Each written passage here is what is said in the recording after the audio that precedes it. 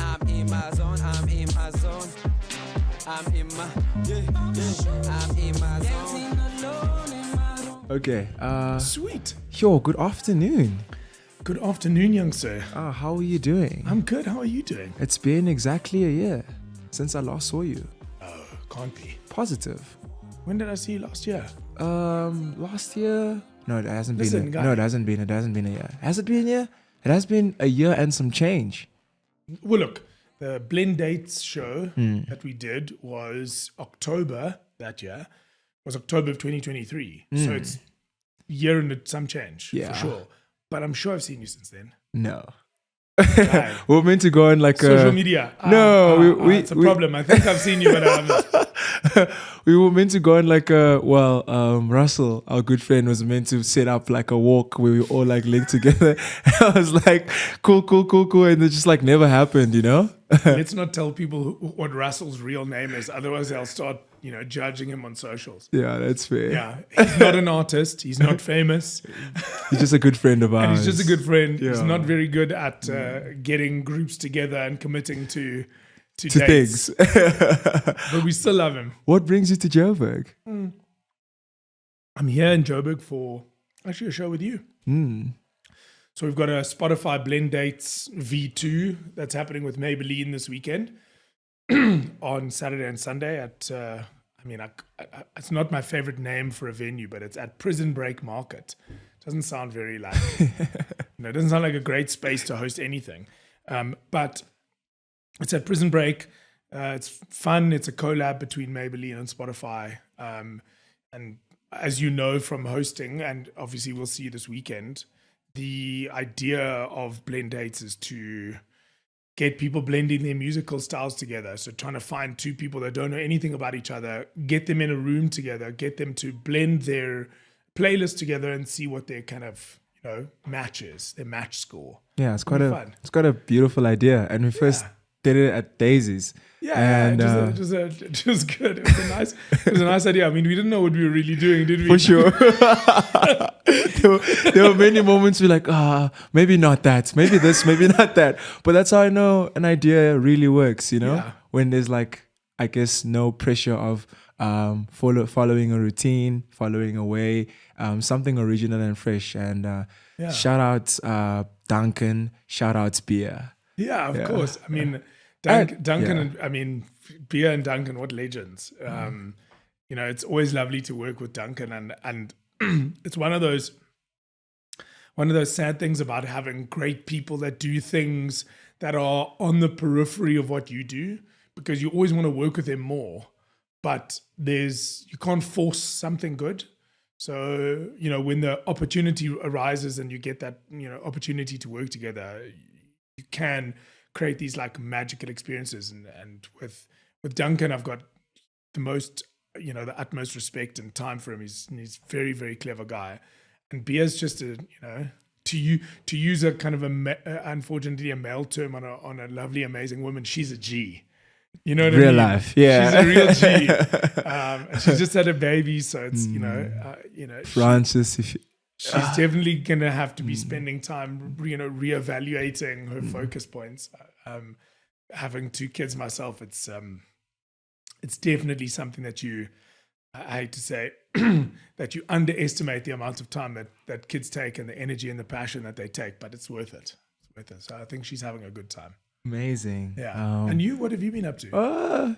Why are you just changing the script on me? Isn't this a conversation? It is a conversation. I just got back from visiting home in Cape Town, which is like very restful. Just like taking it easy, reflecting. Like usually when December time comes and going back home, I'm like eager to participate with the pulse. But like last year being such a very tough year, I felt like being with the pulse felt like I was lying to myself. So it was a very like self-nurturing December, very slow December for me. I was off social media, connecting with my mom, my siblings. It was like very intentional, I guess. And you mentioned that last year was a tough year. It does sound like I'm interviewing you, which is not the point. I promise. You mentioned last year was a tough year and that you needed to kind of have a moment of disconnect. I feel that a lot of people felt that way. Wow. You know, that last year was a particularly tough year. I don't know what it was about it that made it so tough. I think there were a lot of like, for some people, I think it was a great year, you know, like, but it was big in whatever way it went. Does that make sense? Like it was a big year. And interestingly for me, having, you know, I suppose also taken a little bit of time out at the beginning of the year and trying to reflect a little bit and be a little bit more structured and organized in my planning for life and the year ahead. COVID was big. And then there was this post-COVID period, you know, where everyone came out of COVID, you know, let's say 2022 was around the kind of like the end of the COVID era. 2020, 2021, then 2022, it kind of started dissipating. By the middle of the year, I think everyone was so tired of the word COVID that nobody gave a No, you can't say. anymore. You know, and then we went into 2023 and people were still on that like recovery phase, you know, like whether it was on a high because things were going well again and you were so happy that, you know, that you were okay and that your life was okay and your loved ones were okay and everything was okay after COVID and that you had some work and that, you know, you were finding your feet again after quite a difficult period. And then I think everyone went into 2024 and I think there was a little bit of like that lost feeling, you know, like things are now normal again. They new normal, but they normal again. And people made like big decisions. It felt that way last year. People were making like big decisions or bold decisions, you know, like I'm going to commit to this or I'm going to do this or I'm going to change this. And it's been interesting. And it's interesting that you said it was a hard year last year, because I think that with change, it's always difficult, you know, with change or making big decisions and having to stick to them is quite taxing emotionally and physically and mentally taxing.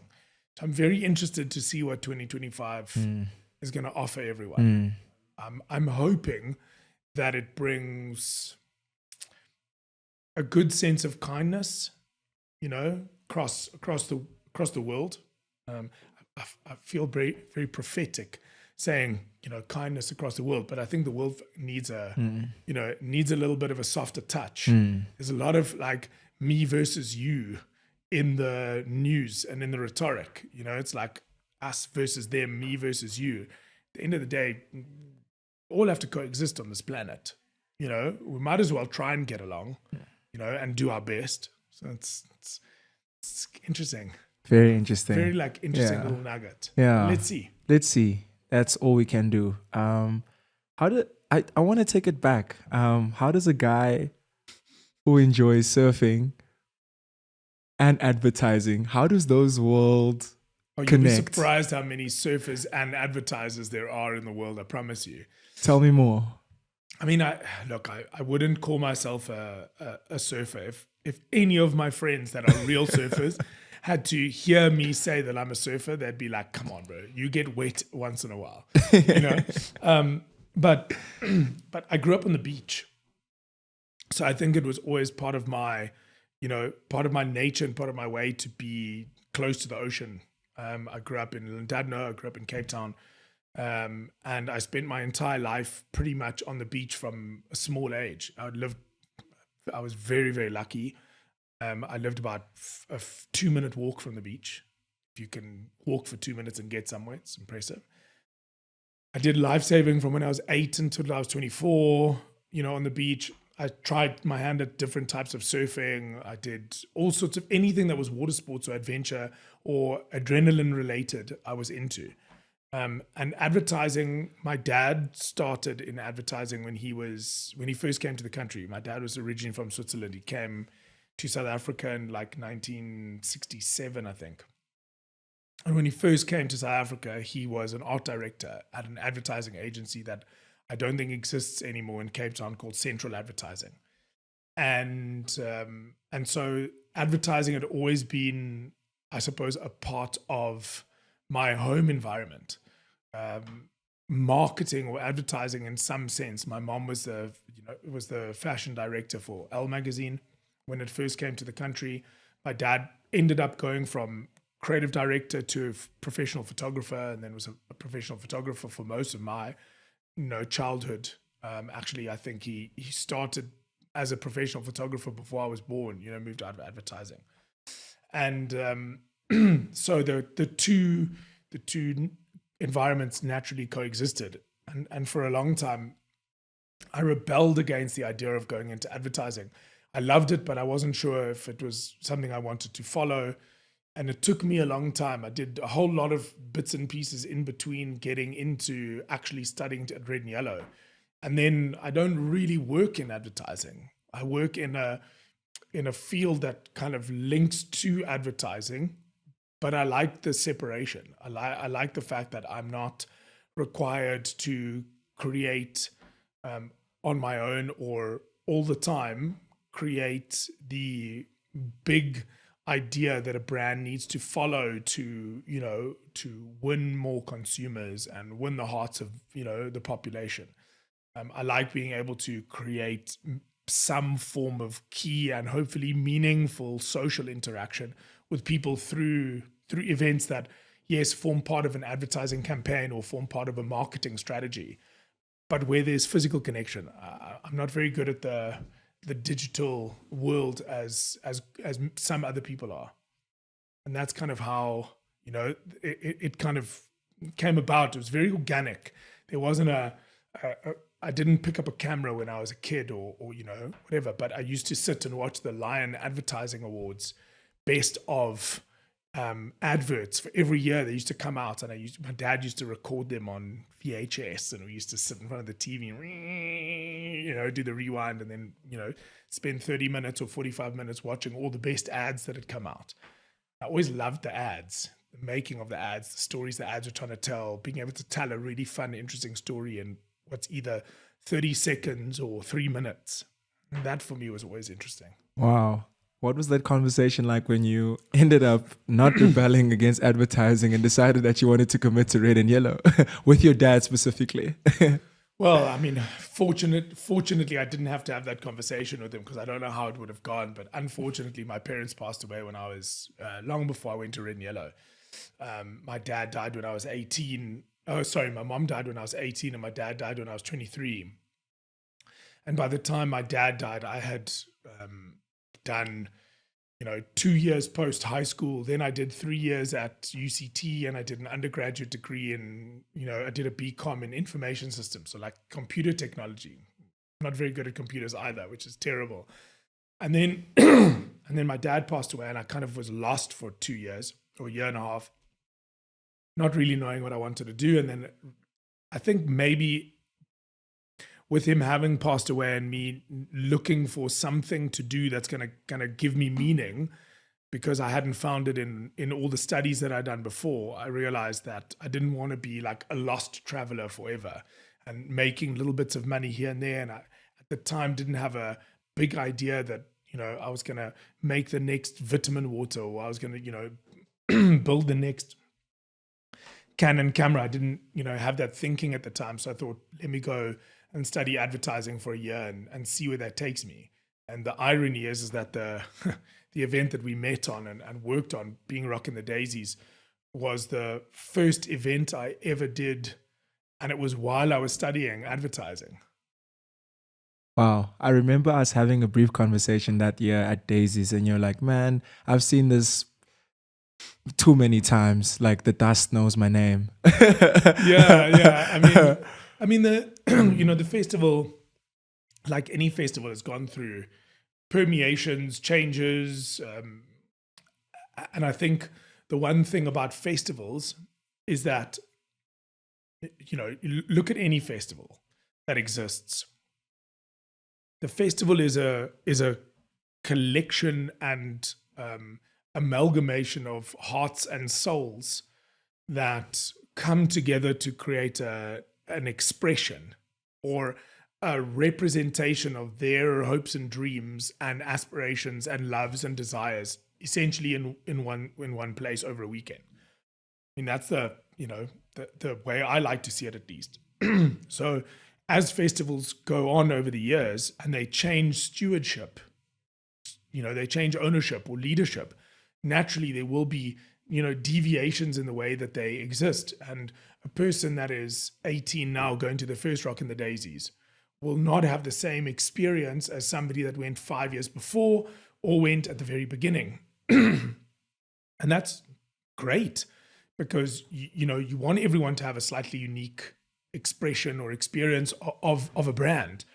What's important is to keep that brand evolving, innovating, and growing, like any brand. But for a festival, you really bringing people together. And in 2006, the two original founders of the festival, Brian and Craig, had found out that I was doing other helping on illegal underground raves in Pardon Island, and needed somebody to help them run their bars at the festival. And then as the conversation happened, they were like, oh, we also need staff to run the doors, and we need this help, and we need this help. So my role very organically grew in a very short space of time.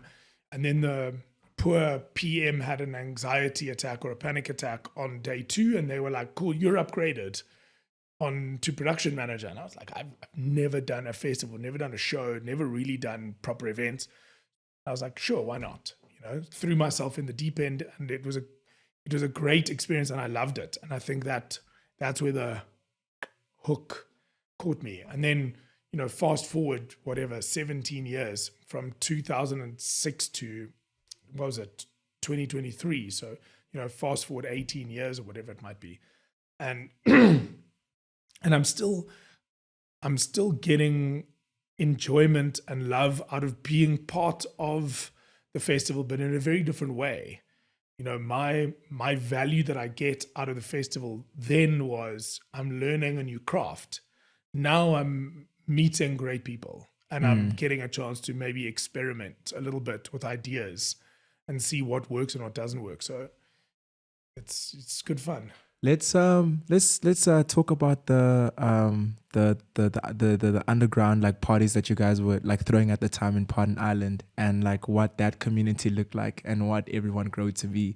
You obviously got fortunate enough to get involved with Rocking the Daisies. I'm interested like with the people that you were like rolling around with, like what was their, I guess, graduation from that scene? Because it's quite easy to get caught up or lost in the thrill of being a young person. Yeah, it's an interesting one. So those underground parties that we were throwing were, I suppose, like most things that have grown to be really fun or meaningful or memorable for the people that are curating it or for the audience that are participating. A lot of stuff comes out of something else. And in this particular instance, two friends of ours, Kai and Bryn, had a tenting company. Like they put up stretch tents and Bedouin tents. And what they did was they were like, we need to have we've been open, the business has been open for 2-3 months or 3 months or 4 months. And we need to do something to market ourselves and introduce the market to us. So the initial plan was to do a launch party. So they did a launch party. I wasn't involved at the time. I came on a bit later. And they cleared out their warehouse that they had in Pardon Island. They moved all the shit out the way. They put up a Bedouin tent, obviously, as you need to. They brought in a bar, some stock. They phoned one of the people in the network. They put in a sound system from a company that was also looking to market to the crowd. And they brought in this kind of like crew of people together to kind of coexist and work on this project. And they were looking at artists that were on the up. And they were like, cool, we'll bring in a young, interesting, fresh artist and we'll get them to play. And the culmination of all those was the artists got exposure. The audience that came through were like a good audience, and a hell of a lot of people arrived at the first one. They were like, wow, we're actually onto something. So I got brought in when they expanded a bit. And they were like, we want to do this more regularly. It's good fun. So it was illegal because didn't do permitting, You didn't get licensing. Everything was on email. You got sent an email with the information like a week before. And that's kind of how it did. But from that initial start, Intent ended up in the UK on one of the most successful, Bedouin rental companies in the UK now. The technical was done by a young guy called Dylan Crowdis, and Dylan Crowdis opened up a company called Golden Circle, and Golden Circle is, them from Mom, from Mother and Music, a well-established, well-known technical service provider in Cape Town, and Dylan was one of the top sound engineers for all the kind of like big bands. The artists we had on there at the time we had Cybot, which was Simon Ringrose, who's now a phenomenal soundscape producer and music producer for commercials and TVs and stuff. We had Goldfish, everyone knows, they came and played. We had the Dirty Skirts. And then from my peers, a lot of people kind of like moved into different industries. Bryn and the local Intent South Africa didn't go very well. They weren't very good at actually running a business, bless them. Bryn still got involved in tents. Kai ended up being Captain Kai and running surf videos and podcasts and stuff. And then a lot of the people ended up migrating into the likes of a Rock and the Daisies teams and so on and so forth, and have slowly filtered into the rest of the kind of events scene or the industry in some way. A lot of them I've lost touch with. We're talking. That's fair. Talking a long time. Yeah. But most people just went on with their lives in some way. But a few of them stayed on. I ended up falling in love with the industry, and now I do what I do. Yeah. That's amazing. Earlier you were like, I don't necessarily work in advertising because I dislike the idea of constantly having to brew ideas and make a brand what it is. And you say your role now is like the intersection between the advertising idea, the souls and the people, and bringing that platform together. And your brainchild is like 15 years old. 15 years old? What, my company? Yes. Beanstalk. So Beanstalk as a company is, it's 2010, 2011, 15 years. 15 years.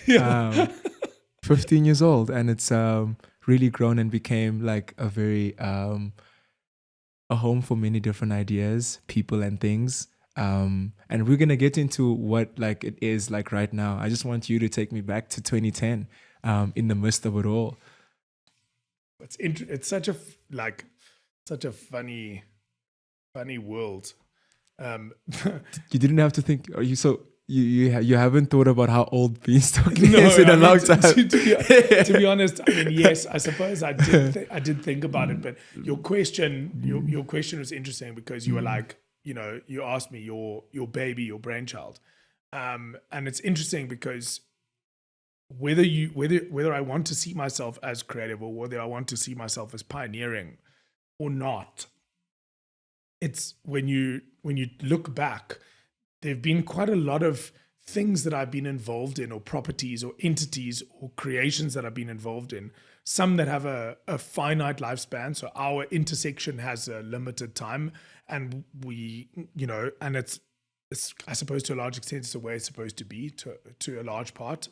Like my relationship with Rock and the Daisies has changed over the years. Somehow it's always managed to, there's always some form of connection. But at one point I put the relationship to bed. I was like, I work for you permanently. Now I don't. We'll try and figure it out. But you still have this love for these entities. I launched a World Music Festival that ran for a couple of years with interestingly, my original Beanstalk business partner. And it was a beautiful property, but it was, lost us a whole lot of money and didn't really work, but it was a great idea. Maor, who you know, and I'll tell you about now when I talk about the business, but, because you know him from Mother of Music, and he produced that show with the Spotify team and Bia. And he's, interestingly enough, now one of the kind of co-producers of Rock and the Daisies. Which is amazing how the kind of like world works in that epic circle. But Maor created a property called Balkanology. back in 2006, I think, or 2007.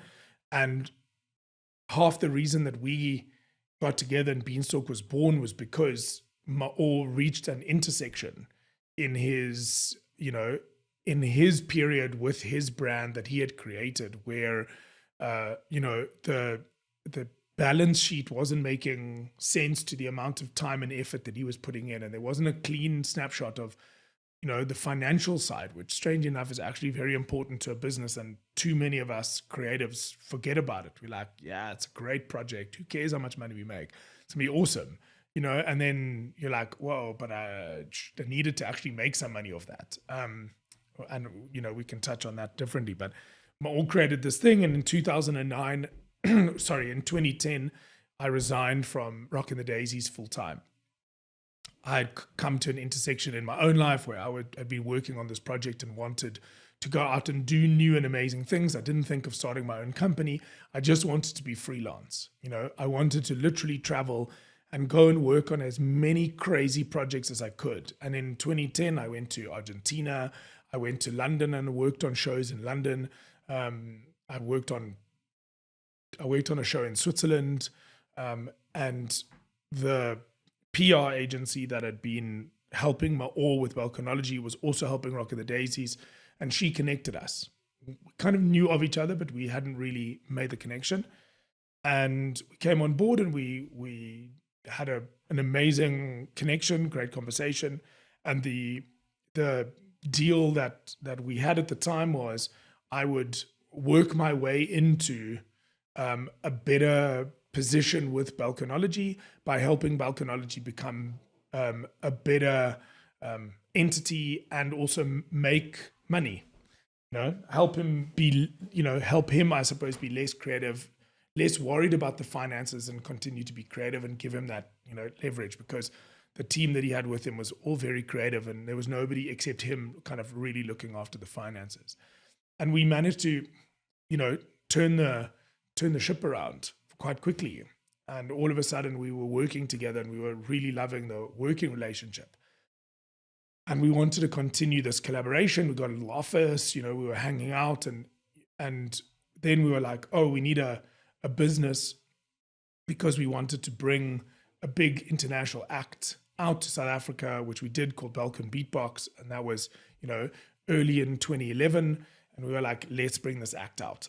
And the original plan was, and it was actually lovely that Maor instigated it for the most part. He was like, I want some stability outside of all the creativity and the chaos. And the stability that we had in our minds was, let's run a business and we can pay each other a small salary out of that business, and we can kind of pool all of our resources and put all of our money together. And, that's kind of how the business will grow.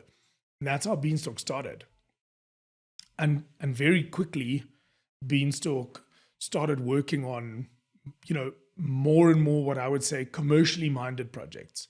So in the beginning, we were, an entity that did promoting our own shows, and then helping creative execution on, events that were existing. So we did Design and Darbo's after party, and, we did all those little things. And then all of a sudden,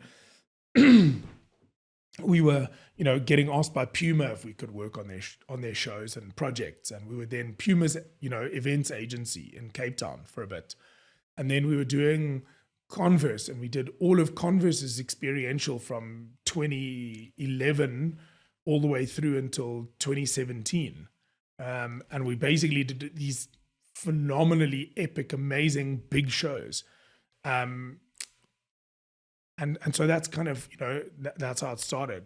It wasn't there wasn't a mind map on the wall, or a, what's it called when you put all the pictures of stuff you really like? A vision board. There wasn't a vision board. There was no vision board. There was no mind map. It was, let's just, give each other some structure. We want to work together. We love it. So let's give each other some structure.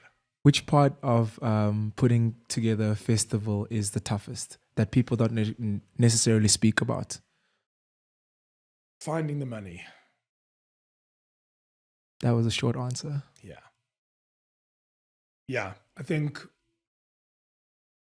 the most difficult part is finding the money, or building relevance and community in the shortest possible time to reach critical mass. So most festivals, at least this is, the value chain that I've seen in the most part, is that most festivals, if they are run with intent and run correctly, will work on a 3 to 5 year cycle of growth before they reach their, call it pinnacle, or their like key inflection point. And what that means is that if I had to draw a straight line in the horizon, my festival would start as a concept or an idea in line with that horizon. And then it would go underground, under that horizon line for the first, maybe the second year. And then it would hit that horizon line, which is kind of zero. I'm talking, finance and profitability. And then by year 3, you might start seeing it pop out of that inflection line. Somewhere between year 2 and year 3, you'll see it pop out. By year 4, the positive should have matched the negative starting point. So you're at what you would call a new 0 point after year 4. And then by year 5, you're starting to, generate profit. You've reached critical mass. You've reached a sense of community. You've created enough goodwill in the marketplace. Brands are interested in communicating with you and talking to your audience. They're willing to put money into you as a organizer and as a festival. And you are now in a good space where from years 5 to 8, you can almost maintain, in a sense, your output, and your input will continue to grow. So you can offer the same value in lineup. It doesn't mean you're offering the same lineup, but you can offer the same value in lineup. You can offer the same value in experience, to the most part, and you can offer the same, the same value proposition to your sponsors. But you'll get more sponsors, you'll get better value from them. They'll invest more. They'll invest more in your event than just giving you money. So they'll participate in a value add way, and your community will continue to grow. So you'll get a bigger and bigger audience. Now, for the most part, if you're looking at a festival, you get to then year 8, year 9. And you have to start innovating, because by year 10, you are starting to potentially flatline again. So you've run for 10 years and all of a sudden you're hitting a flatline where people are, have you managed to bring a fresh audience consistently? Like, if you're targeting 18-year-olds, every year you're getting new 18-year-olds that will come and live with you for 2, 3, 4, 5 years. And that's a very interesting thing, because your audience also outgrows you. So if you haven't managed to change audience and you've got the same core nucleus that grow with you by year 8, 9, or 10, like they're bored and they're not coming back anymore, and you haven't got new people. Speaking about audience, I've always been interested in, yes, we have this festival for a weekend in a particular season of the year, and then we wait for another year for this weekend to come again. As event creators, what is there a world in which the festival can serve their community and their audience outside of them selling their main experience, like on a yearly basis? And what would that world look like? It's an extremely good question, and I don't think I have the answers, but I'll try and give an answer. So your strategy as a community, right? So let's say, for example, you look at the festival as a community, right? Take Rock and the Daisies as an example. Take Cotton Fest as an example. Take Rage, as an example. Technically speaking, your community, whether it changes on an ongoing basis or not, has an identity.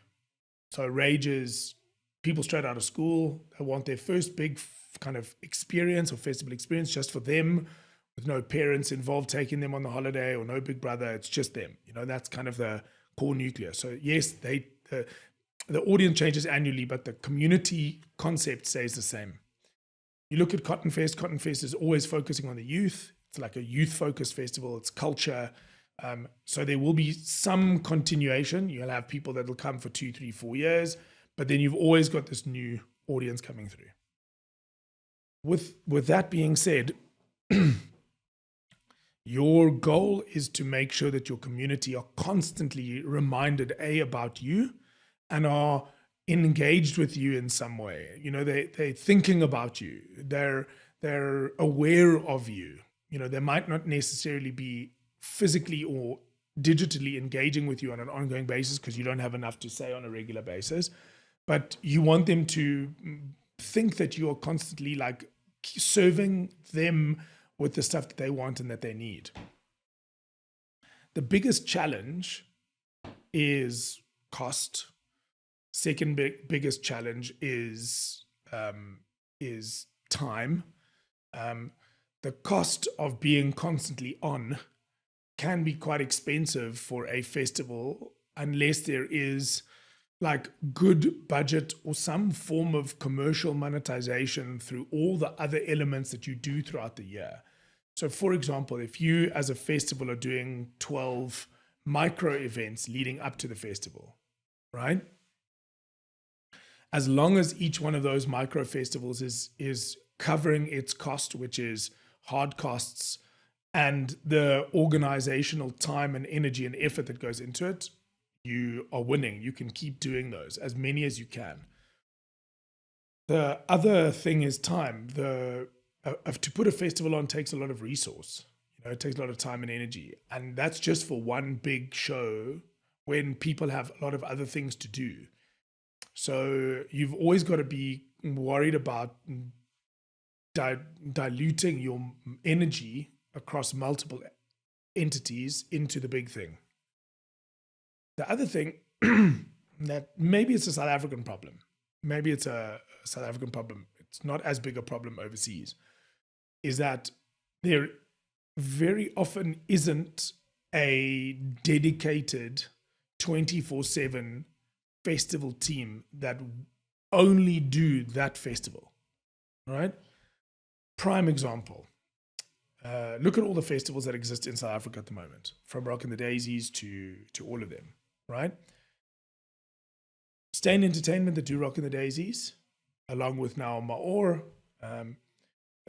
will do 20 or 30 other projects a year for various other brands in various other avenues. Stain has, they have artist booking and artist management. They do In the Cities. They do Rockin' the Daisies and a couple of other things.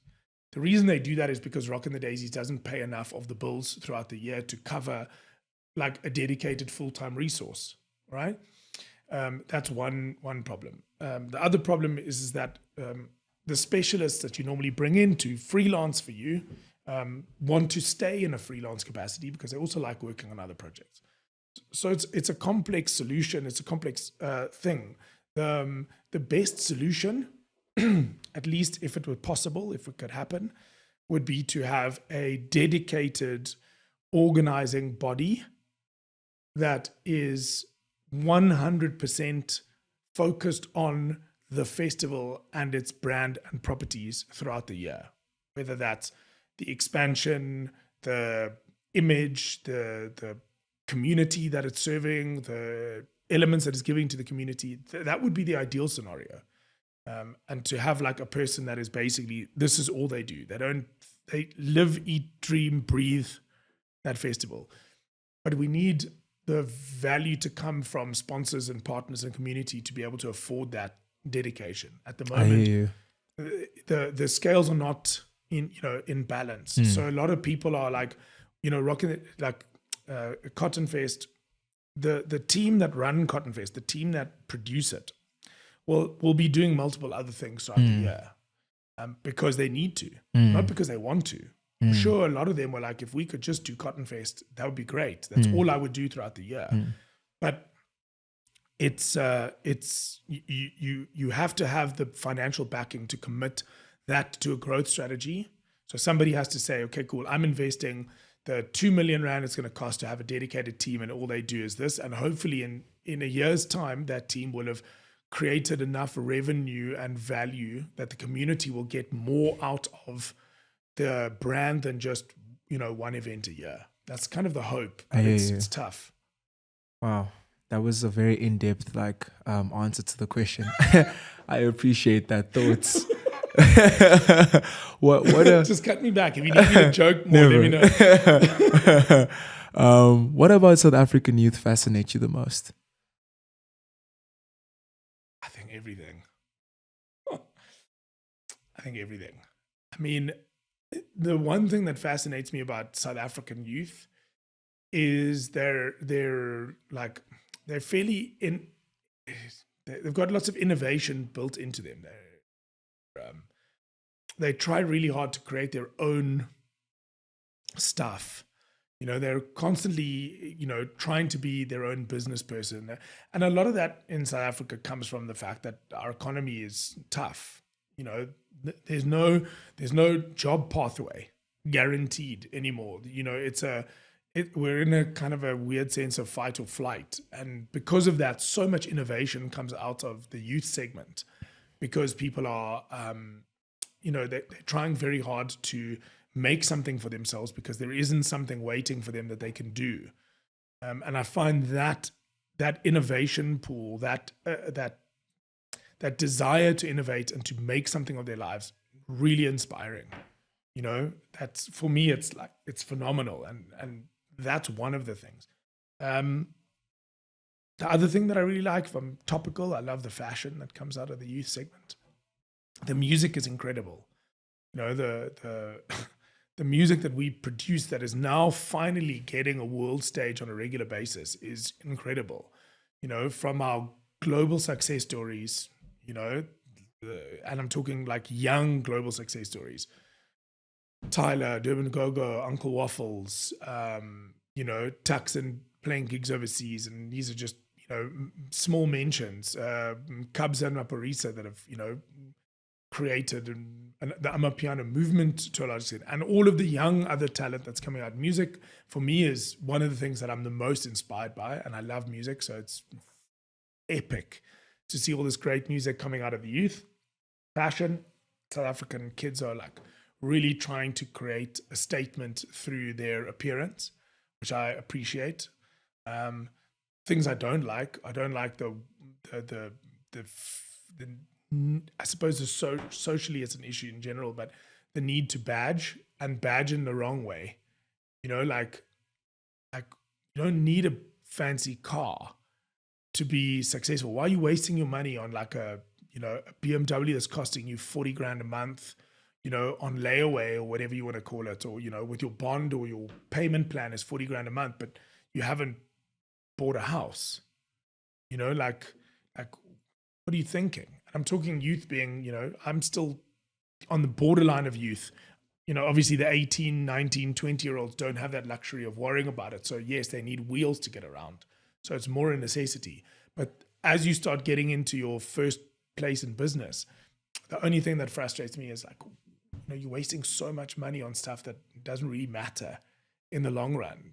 Find meaning in life that's, and put it into something that's going to give you some long-term value back. Have fun, meet people, go out, party, do whatever you need to, but don't be a little bit savvier in where you're spending your money and how you try to make your money. And I hate to say it, but those 99.9% of this get rich quick schemes ain't going to work. Hard work, dedication, and a bit of passion and a fair amount of luck and good timing can help. And everyone fails a few times. Everyone fails a lot. I've done businesses that have cost me fortunes, in wasted time and ideas that haven't gone anywhere. But if I hadn't done those and tried those, I wouldn't have done the other things that have been successful. So, it's almost like the price you pay to succeed is some failure along the way. I receive. Where do you meet Riky Rick? Ricky. Yeah. Shame, man. Ricky, I don't know. Ricky's just such a legend. I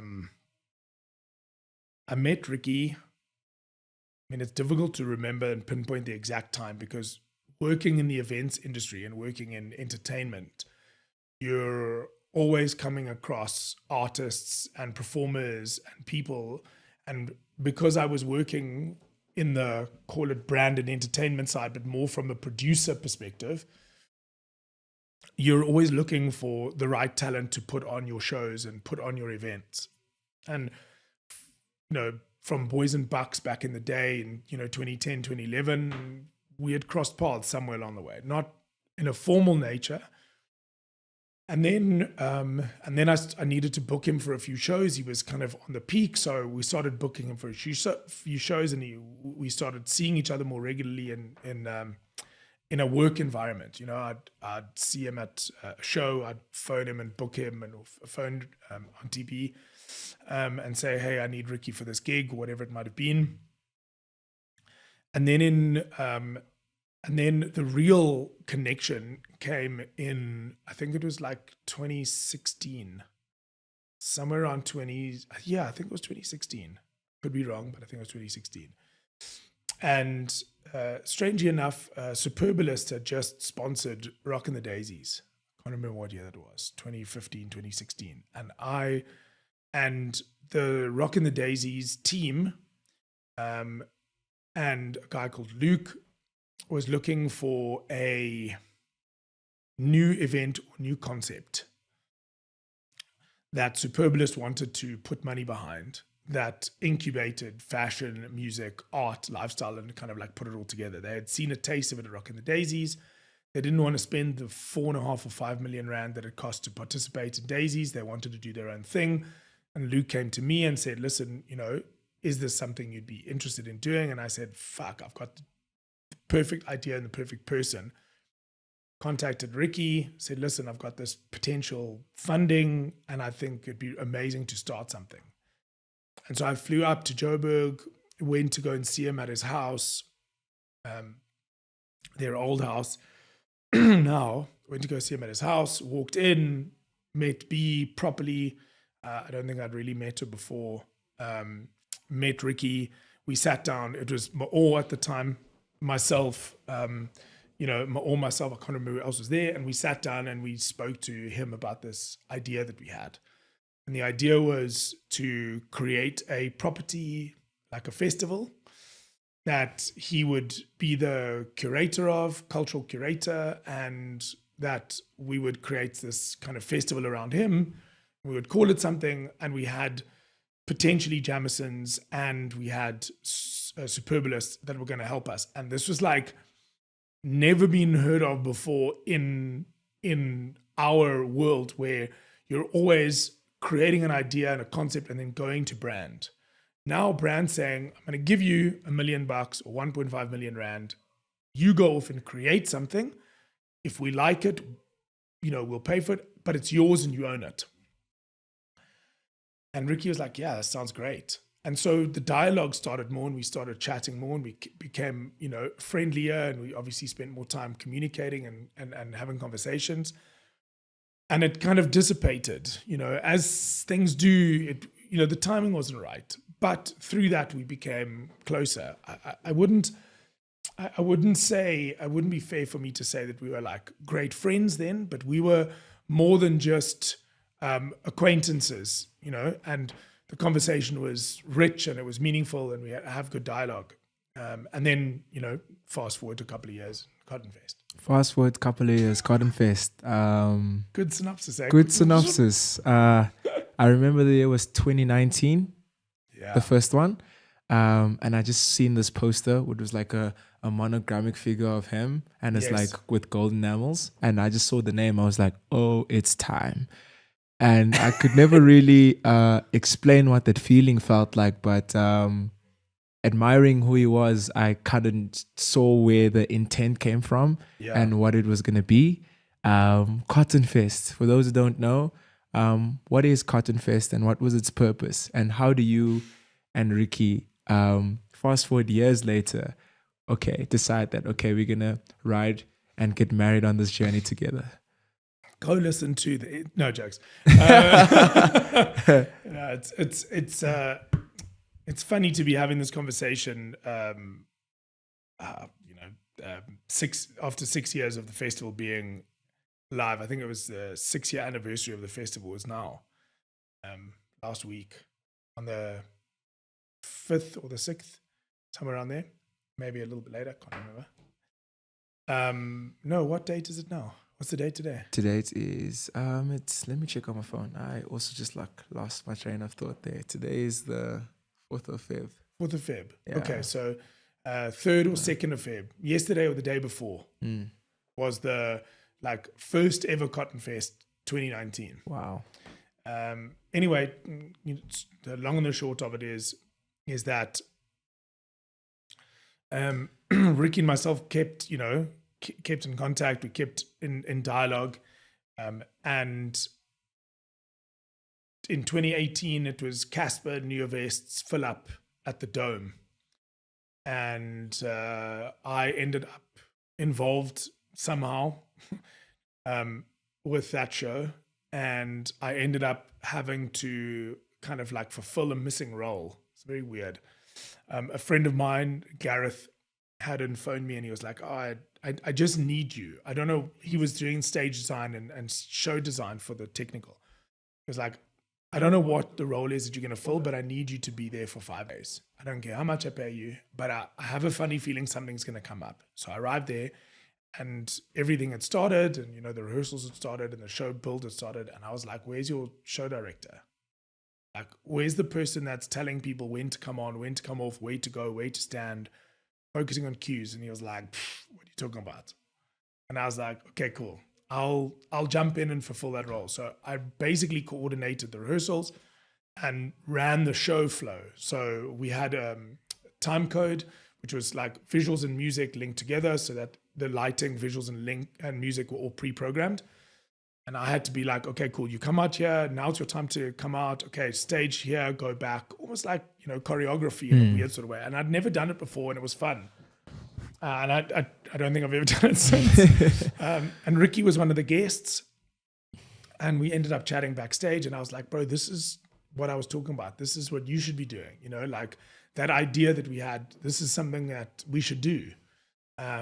And I don't know how or where, but another mutual acquaintance of ours, Skinny from Bone Soda, and Ricky were good friends, and and myself had been doing Boiler Room for a couple of years, and Skinny had somehow said to Ricky, I think had chatted to Skinny about, "Hey, listen, I think it's time to do something," and the kind of stars aligned, and Skinny was like, "Hey, you should phone Alain, he's the guy," and Ricky was like, "Oh, fuck, of course." So he phoned me. He's like, "Okay, cool. It's time. Let's do it." And I was like, "When?" He said, "No, I want to do it for December." This is September of 2018. And I was like, "We need to meet. I can't." I said, "There's no ways I'm going to be able to conceptualize, produce, coordinate, and run a festival that has long-term longevity in 3 months without losing you and us a hell of a lot of money, and I need more time." He was like, "Okay, February." I was like, "Okay, cool. You know what? Let's do it." And we sat down, we kind of brainstormed the name, Cotton Fest. He was like, "Let's do Cotton Fest." I was like, "That's great," because he had Cotton Club Records, Secret Lutini was his kind of key track at the time. And I was like, "That's great. I don't mind. I'm not precious. It's essentially this concept is built around you." And I said, "But one thing that's very important is that we can build it around you in the beginning, but eventually it has to be its own thing. It can't be the Riky Rick show. Otherwise, you're always required to perform, to host, to be involved. It has to be something else. We can't call it Ricky Fest. So if we call it Cotton Fest, we push the narrative that it is you producing and starting this festival, that's great, but eventually down the line it has to be on its own. So we already need to start like building some sort of narrative around that, and it just, you know, it grew naturally and organically, and it was a beautiful relationship. You know, and we somehow managed to figure it out and make it work, and here it is 6 years later, and it's still going, you know. Wow. Yeah. What is Cotton's Fest's responsibility for South African kids? I think this is a Auntie B question. She's much better equipped to answer this question now than I am. Look, Cotton Fest as a entity is now as much a legacy as it is a responsibility. The legacy is obviously, you know, keeping Ricky's vision and ideology for the youth out there and intact.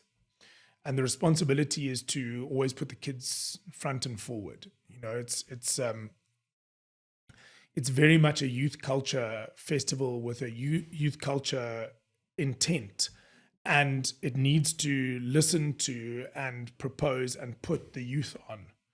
So giving the youth a voice and an opportunity, and also some just, you know, some plain encouragement.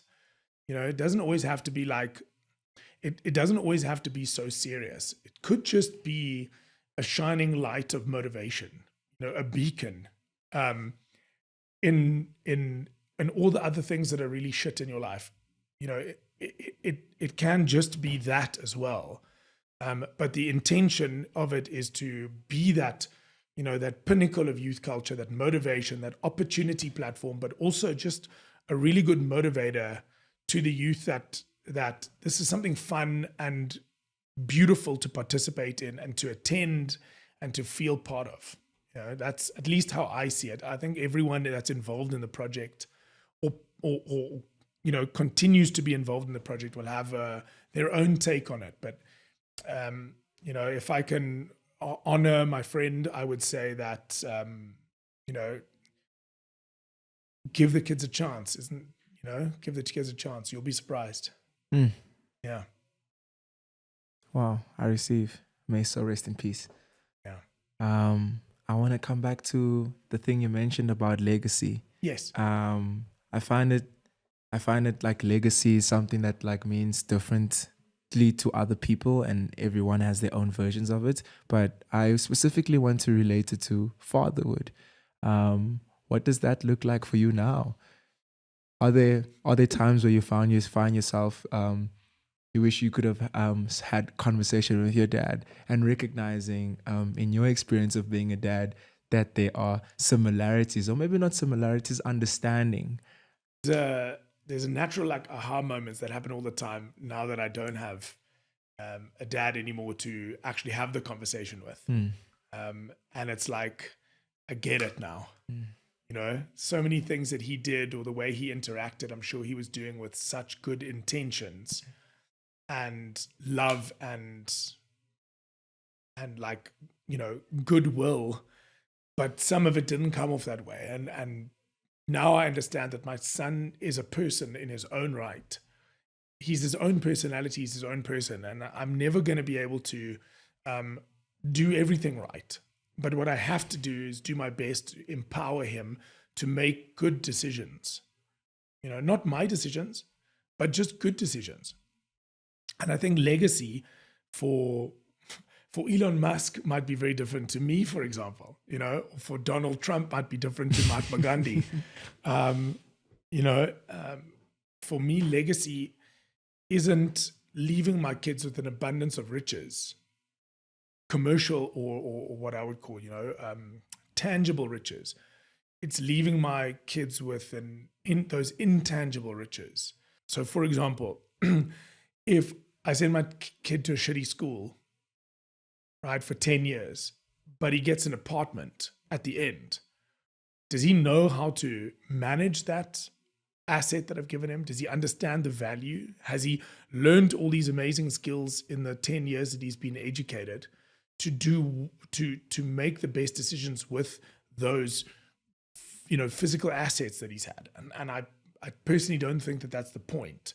If you can do both, you're very lucky, but the intention for me is to give my kids as much love and knowledge and insight and education that I can give them in the time that we have together, that they can be their own decision maker and make good decisions for their own lives, and they're going to fall into the traps we fell into, and I need to know that that's going to happen. But my legacy is to make sure that I give my kids as much love as I can. I think that's the most important. I have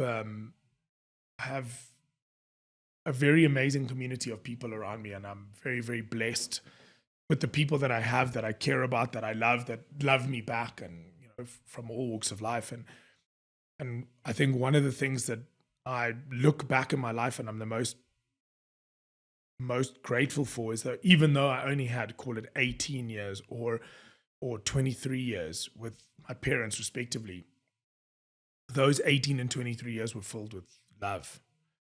I was irritated with my dad because he worked too much, but only because I wanted more time with him. Wasn't because the time we spent together was bad. It was because I wanted more. And now as an adult and as a parent, I understand that your kids are just wanting as much of you as they can get because they love you, and it's you're their dad, you're the hero. So remain their role model as much as you can. Inspire them with making good decisions on your own. What's your relationship with time right now? Of course, your relationship with time changes the older you get, especially when you have children. So time's an interesting one. It's an interesting one because I think that time and responsibility are linked, and responsibility and the ideology of wealth are linked. Okay? So if I explain it in the best way possible, you have certain goals, aspirations, and needs that are put on you as a dad, parent, employer, office owner, whatever it might be. And that responsibility, or that financial pressure, or that financial responsibility creates a certain amount of responsibility on your time. So your time and your aspirations and your wealth are very closely linked. If your aspiration is to spend more time with your children, you can and you should, but also don't put too much pressure on yourself to drive a fancy car or upgrade your house that you live in, or have brand new clothes every month or every 2 months or every 6 months. Live that couch until it falls apart and you really need a new couch, and that's the interesting scale that you're balancing as a parent when it comes to time is, what do I want to spend my time on? What is my gold at the end of the rainbow? Is it enough money to put food on the table, but I can spend huge amounts of time with my kids and we can have great time together? Or is it spending a good amount of time with my kids and earning a little bit more money and being able to, enjoy other aspects of my life in equal measure to my children? And finding that finding that balance is maybe the hardest thing for your entire lifetime. Because when you get old and you don't have energy, but you've got loads of time because you're retired, you don't have the energy to do all the fun stuff that you should have done when you had the energy, but you didn't have the time. It's like it's a tricky one. Yeah. And now as a human, I'm doing my pilot's license at the moment, doing my private pilot's license because I've always wanted to fly. Wow. And the reason I'm doing it now and not in 10 years time is because I'm like, if I learn to fly now, I've got 20 good years of flying ahead of me. I should have done it when I was 30. but I didn't. Now I'm in my 40s. If I don't do it now, I'm going to be in my 50s. And then I'm only going to fly when I'm retired. And that's not going to be as much fun as really enjoying it now, when you can sit in a plane, small, tiny plane, semi-comfortably for 5 hours and fly halfway up the country and land in a wheat field, you know? Is that how it really is that how it happens? Is that But I think the point I'm making is that right now I want to participate more in the things that give my life meaning. You know, like sitting here with you, having a good dialogue and good conversation is fantastic, because you're making me think by asking me certain questions. You're making me ponder and consider my life, where it's going, how it's going. And I think that gives a richness that if I was too focused on doing the work, I would have said, listen, I don't have time today. And I wouldn't have made the time, and wouldn't be sitting here, and this conversation wouldn't be amazing. And I wouldn't be able to reflect a little bit, which also gives you perception and perspective. So that's, you know, I'm grateful. Is it hard for you, or is it hard or easy for you to be present? I think I have a mild sense of ADHD. So this conversation is like me putting all my focus into the conversation, and trying not to let my mind drift, or my eyes drift, or my body drift so much. But you'll see, like, I'll move a little bit. Just, you know, that's just who I am. But I don't think I have a difficulty in focusing, but I have a difficulty in choosing what I want to focus on. So, like, when I focus well, but it's choosing what to focus on that's the hardest, because you're inspired and you're interested in 100 things. I started on the phone at 6 o'clock this morning making calls. I'll leave here and I'll go to a meeting from 7 till 8 or 9. And I'm tired, but I'm also challenged, which I like. So finding time's good. I also like, you know, now, I, as you know, I live in Cape Town and I'm in Joburg. Now I'm more inclined to spend a week in Joburg, maximizing my time, ambushing my time to an extent, getting as many meetings, seeing as many friends and people and connections that I need to see, and filling my cup for a week so that I don't have to spend so much time away from my kids over the next 3 months. And that's also important. And I'm a very like human connection type of person. I understand that, you know, WhatsApps and video calls and online meeting platforms serve a great purpose, but I think I need to see people. I need to have this, you know, get a hug, you know, a high five, see the, you know, the detail, the human 3D detail that only comes with being in a space with somebody. And I need that from my friends, colleagues, partners, business people. So this is my way of trying to find that balance, I suppose. Amazing. Is there anything else you would say to like 23-year-old version of yourself? I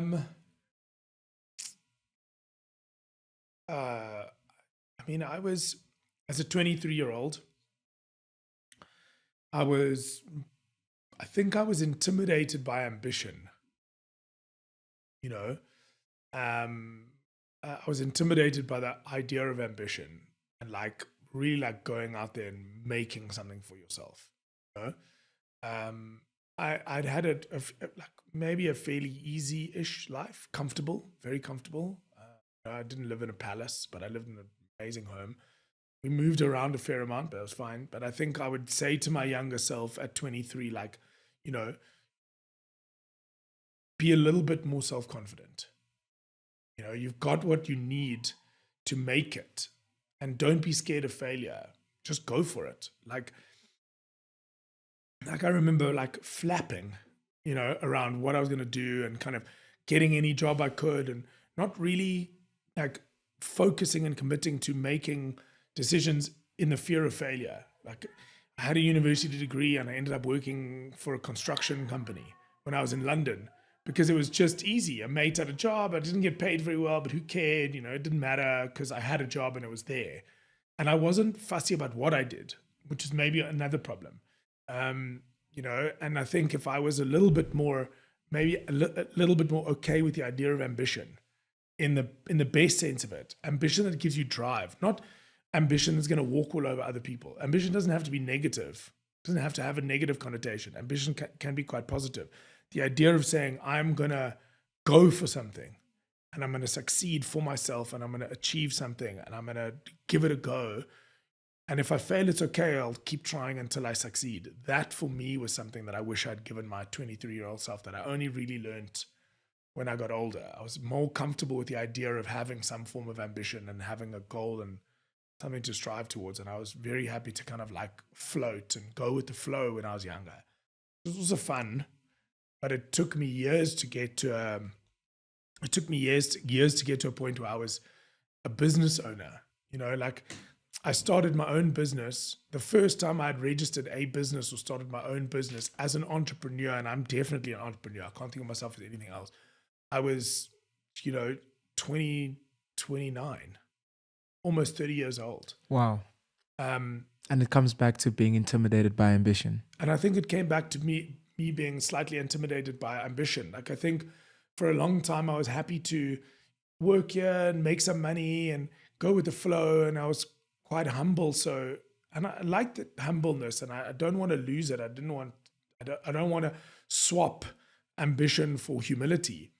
But I think that I needed a little bit more, I needed personally a little bit more drive. The jobs that I did and the things that I did kind of came easy. And if I worked in film and photography for a year and I made good money, that was great. It didn't matter. But I wasn't developing a career. Yet, if I look back at my history, there were so many like flags or like indications of me being dissatisfied with going with the flow because I constantly changed direction. So, I was having fun messing around in London in 2005. And halfway through, I was like, what the hell am I doing? I need to get the fuck out of London, pull my big boy pants on and do something. So I signed up for Red and Yellow. And obviously, everything since then is changed. But leading up to that, I was very happy to kind of go with the flow. My friends were going to Aspen. Yeah, sounds great. I'll come with. The university degree, I don't know what I'm going to do. And I haven't done any research, and I haven't really like looked in the mirror and asked myself any questions. But everyone's studying a BCom. And because I was smart enough and savvy enough, I could get in and cruise and, do what I needed to do. But I wish that I'd been a little bit more like, focused on like, what do I really want to be? What do I want to become at a slightly younger age? I look at some kids that are doing amazing things at the age of like 22, 23, 24. And I'm like, bro, I was fucking around at your age. And I only really got going at like, 25, 26. And then I only really had my first company at 29. And then I only really started making any money when I was in my 30s, mid 30s.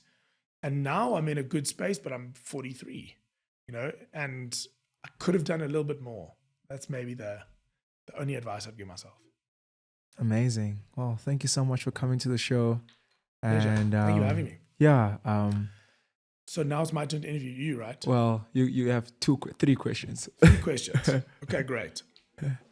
First question. Yeah.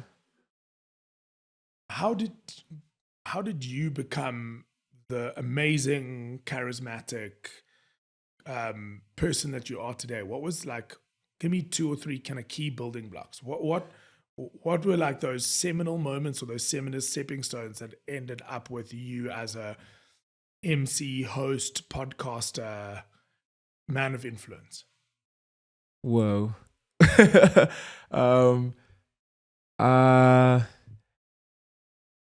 I think just like growing up in a place where you were surrounded by like innate talent, and which is for me Cape Town, and being like the colored kid, the Xhosa kid who grew up in a colored cul-de-sac, but on school holidays I have to go to the township and be with my cousins. I knew that I didn't necessarily fit in with the kids that were like into like hip hop I didn't necessarily fit in with my cousins that were like into bourgeois and kwaito because I always thought I was like less than. So I kind of knew that like in this hip hop space and dance space, I need to be the best. So I excelled there because I told myself that like in order for me to fit in, I need to be the best of this. And same here, you know. And it was always, I think the first thing was dance. And I think through dance, you gain some sort of confidence that makes you unlock other versions of yourself that you never knew existed. And I guess it's just been such a beautiful amalgamation of just like paying homage to the way I was raised, intertwined with my love for storytelling, my deep devotion and affinity for people, and been really lucky. This idea is a COVID idea in the time where we were forced to be still. And again, it wasn't necessarily something that had a vision board. It was just something that I wanted to start because I knew that I'm curious. I want to celebrate human beings like yourself. And I also need to, I guess, find something that serves humanity outside of my selfish dreams in life of wanting to be A, B, C, and D. What like Pharrell puts it in such simple terms is like find a devotion that you can do for free. How does this devotion service mankind, and human beings? And everything else just comes back to you as much as you give. So I've always been a giver, energetically, humanly. I don't know anyone anywhere else. And my mom is like not like me. I'm raised by like an introverted, like librarian, very like sweet, but also have an affinity for people, you know, like teachers, like pastors in any community, but her serving at the local library. Yeah. Amazing. Yeah. And what were you doing before the podcasting, before this, before this came about? What was... It's always been filmmaking. Filmmaking was the place where I could like put all my curiosities into one basket. I can write, I can shoot it, I can set up the scene. Tried the film school thing, dropped out like the first 3 months. I was like, this is not for me. I can do it in real life. And then, just like was part of like a collective of young people in Cape Town, which is like the Broke Boys. Mm-hmm. And kind of like was in the cusp of that, but like kept making my own films. And I guess the things that I was making got to a point where I needed to turn it into a profession, you know, because you only get to, like you were throwing parties in Pardon Island, and then the flip came when you needed to turn it into a profession. And then I got involved in commercials. A company believed in me, gave me an opportunity, worked as a researcher, built myself up into shooting commercials, and then signed to a Joburg company. And now I make commercials in Joburg. What was the company? Cape Town 7 Films. 7 Films. Yes, okay. Yes. You know them? No. And then with the filmmaking thing, I'm also involved in this other thing that's like also bubbling up and becoming. But even that, with my friends, I've always knew that I wanted to build something on my own contribution.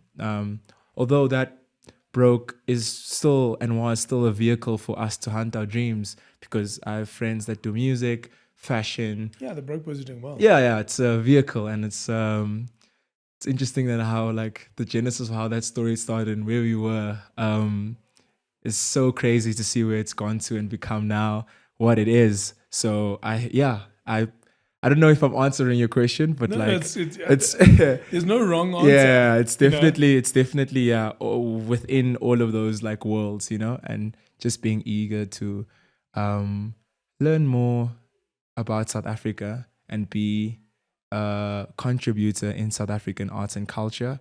I'm deeply obsessed about like who we are. My friends call me, if local lacquer was a person, it's like Matandwa. But like